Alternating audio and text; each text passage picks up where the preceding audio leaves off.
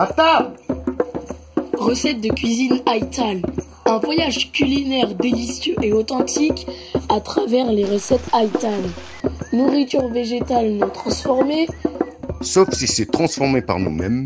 Laissez-vous tenter par des plats véganes et végétaliens, riches en saveurs et en couleurs. Ce n'est pas une émission de cuisine comme les autres. C'est un retour à l'essentiel. Une invitation à nourrir ton corps sans salir ton esprit. Rejoins-nous dans cette aventure. Tu y trouveras sûrement ton dada.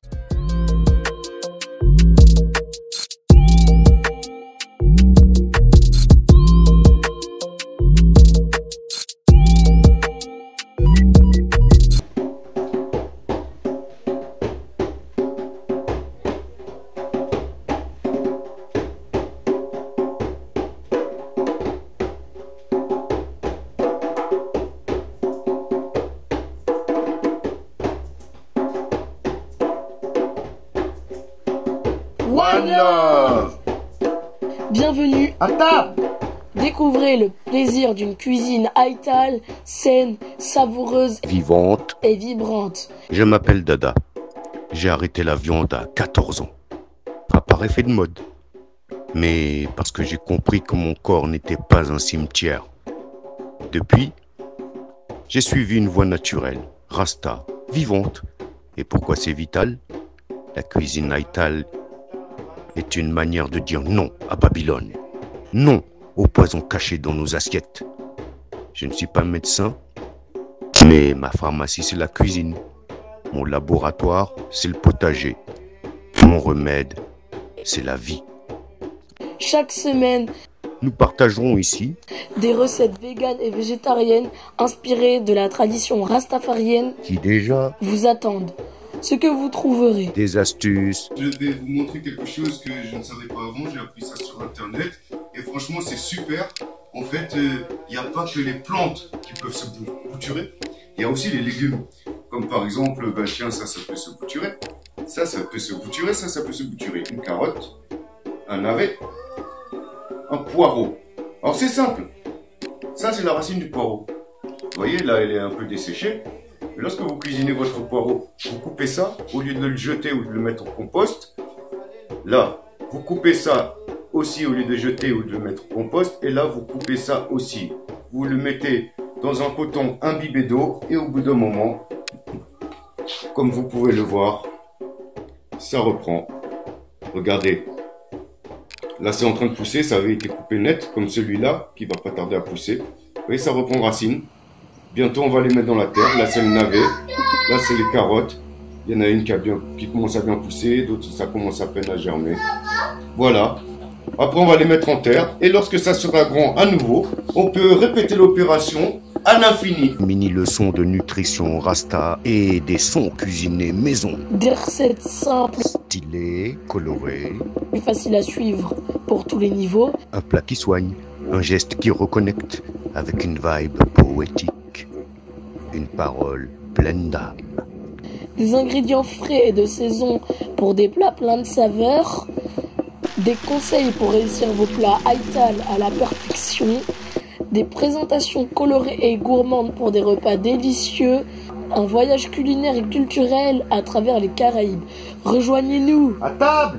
et savourez la saveur de la cuisine Haïtal. Comme vous voyez, c'est une couleur un peu brun orangé. Alors tout d'abord, qu'est-ce que j'ai fait? J'ai mis l'équivalent de... Donc vous mettez l'équivalent de 2 verres d'eau.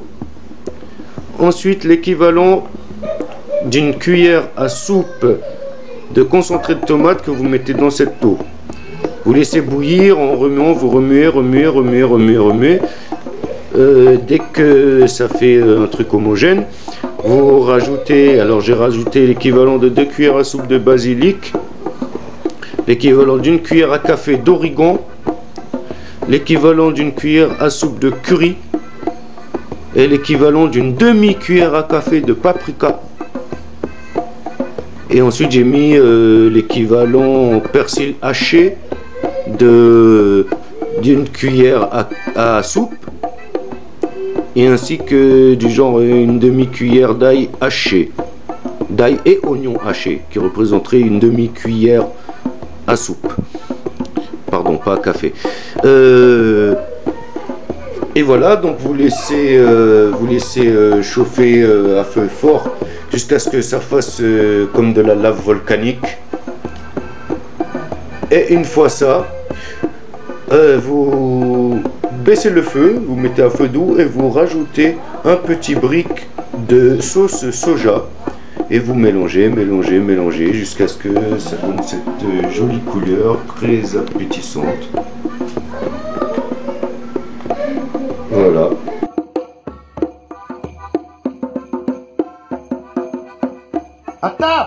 Ce n'est pas juste une émission de cuisine, c'est un retour à la terre, à nous-mêmes, une cuisine vivante.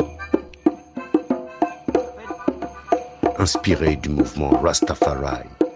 Pas de machine, juste des mains, des ingrédients vrais, des assiettes soleil et du son dans la marmite. On ne cuisine pas pour remplir l'estomac, on cuisine pour honorer la terre, pour se souvenir d'où on vient. Et de ce mot qui nourrit déjà la conscience, qu'on savoure des yeux avant même la première bouchée. Viens manger.